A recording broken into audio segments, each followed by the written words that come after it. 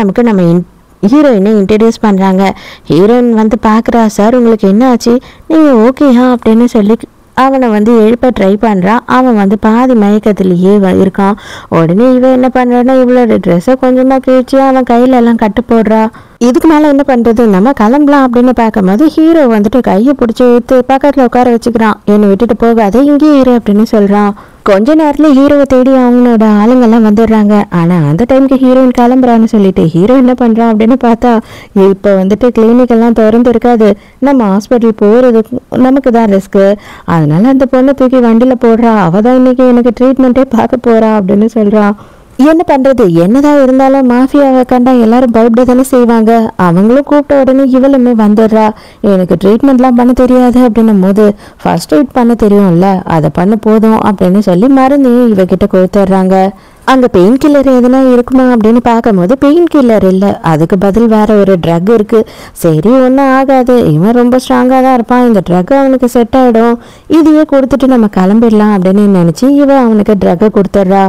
கொஞ்ச நேரத்திலேயே பார்த்தா நம்ம ஹீரோ அடே காம கொடுறான்ற மாதிரி நம்ம ஹீரோயினை அலேக்கா தூக்கிட்டு போயிடுறான். அடே வேற வழி இல்லாம உன்னை காப்பாத்துறதுக்காக தாண்டா அந்த மருந்தையே கொடுத்தான் அப்படின்னு இவ கெஞ்சிரா. பரவாயில்ல, இப்பவும் அதே மாதிரி நினைச்சுக்கோ, என்ன காப்பாத்துற மாதிரி அப்படின்னு சொல்றான். அதோட 2.5 மாசம் கழிச்சு காட்டுறாங்க, நம்ம ஹீரோயின் வந்து பிரெக்னெண்டா இருக்கா.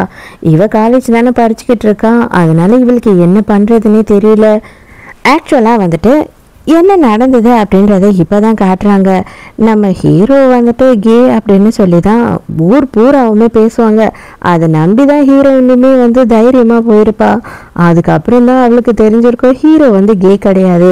ஹீரோக்கு எந்த பொண்ணுங்க மேலேயும் இன்ட்ரெஸ்ட் இல்லாததுனால அந்த ரூமரை பற்றி அவன் கவலைப்படாமல் விட்டுட்டான்னு சொல்லிட்டு ப்ரெக்னென்ட்டான விஷயம் கேள்விப்பட்ட ஹீரோயின் ஆல்ரெடி ரொம்ப சோகமாக வீட்டுக்கு வந்து பார்த்தா சித்திகாரி என்ன பண்ணுறான்னா, உனக்கு இவ்வளோ நாள் சோறு போட்டு படிக்க வச்சதெல்லாம் போதும், இதுக்கு மேலே என்னால் எதுவும் பண்ண முடியாது, ஏதோ உங்கள் அப்பனை 2ஆம் கல்யாணம் பண்ணிக்கிட்டேன் போனா போதுன்னு சொல்லிட்டு அதுக்காக சொல்லி உனக்கு நான் இதுக்கு மேலே வடிச்சு கொட்டிகிட்டு இருக்க முடியாது, மரியாதை வீட்டை விட்டு வெளியில் போ அப்படின்னு சொல்லி எல்லா பொட்டி படிக்கையும் தூக்கி வெளியில் கடைசிடுறா.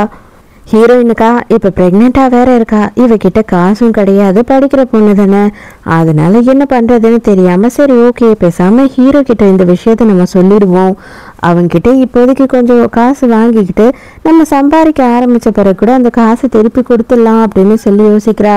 ஹீரோவை பார்க்கலாம் அப்படின்னு சொல்லிட்டு ஹீரோயின் வராளா. ஆனால் உள்ள ஆளுங்க விடவே மாட்டாங்க. தயவு செஞ்சு என்ன நம்புங்க, கிட்டத்தட்ட வந்துட்டு நான் ஒரு 2.5 மாதம் முன்னாடி ஹீரோவை பார்த்தேன், அவன் கூட ஒன்றா இருந்தேன், நான் ப்ரெக்னென்ட் ஆகிட்டேன், அவன் குழந்தை என் வயிற்றுல வளருது அப்படின்னு சொல்கிறா. இவங்க யாருக்குமே இதை நம்ப முடியல.